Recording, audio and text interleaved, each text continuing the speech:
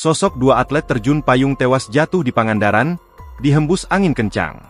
Nasib nahas menimpa dua orang penerjun payung yang jatuh di sekitar perairan Bojong Salawe, Kecamatan Parigi, Kabupaten Pangandaran.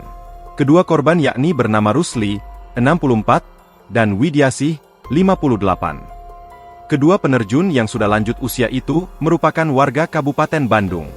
Keduanya jatuh ketika mengikuti terjun payung pada event kejuaraan daerah, Kejurda, sekaligus babak kualifikasi, BK, Pekan Olahraga Provinsi, Porprov, Jabar yang digelar di Bandara Nusa Wiru, Kecamatan Cijulang, Selasa, 30 Desember 2025, sekitar pukul 11 waktu Indonesia Barat. Korban atas nama Rusli berhasil ditemukan dalam keadaan tidak bernyawa tidak lama setelah kejadian. Sedangkan Widiasih baru ditemukan setelah 3 hari dilakukan pencarian. Widiasih, atlet terjun payung asal Kabupaten Bandung yang jatuh di perairan Bojong Salawe pada Selasa, 30 Desember 2025, sekitar pukul 11 waktu Indonesia Barat. Widiasih ditemukan dalam kondisi meninggal dunia dalam kondisi mengambang oleh nelayan Cilacap di dekat Keramba Susi Pujiastuti di perairan Pangandaran pada Jumat, 2 Januari 2025, pagi.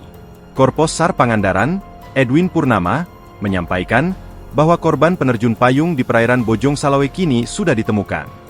Korban ditemukan di perairan Pangandaran atau 17 km dari pantai Batu Karas. Sekarang juga sedang dievakuasi ke Batu Karas, katanya. Awalnya, sebanyak 5 atlet penerjun payung melakukan penerjunan dari pesawat latih milik Fly School Ganesha. Pesawat ini lepas landas dari Bandara Nusa Wiru. Pada saat penerjunan, terjadi perubahan arah dan kecepatan angin, terutama di ketinggian sekitar 10.000 feet.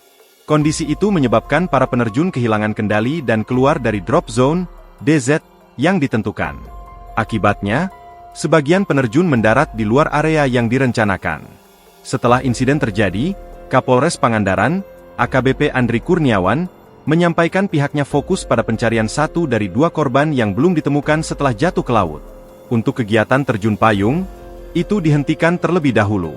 Informasi yang diterima, kegiatan terjun payung ini memang dilaksanakan selama 2 hari ini, mulai tanggal 30 hingga 31 Desember 2025, ujar Andri kepada sejumlah wartawan di lokasi TKP di pesisir pantai Nusa Wiru Cijulang, Selasa, 30 Desember 2025, siang, dikutip tribunjabar.id. Untuk itu, kegiatan terjun payung dihentikan sementara sampai batas waktu yang akan disampaikan lebih lanjut. Download Tribun X sekarang, menghadirkan lokal menjadi Indonesia.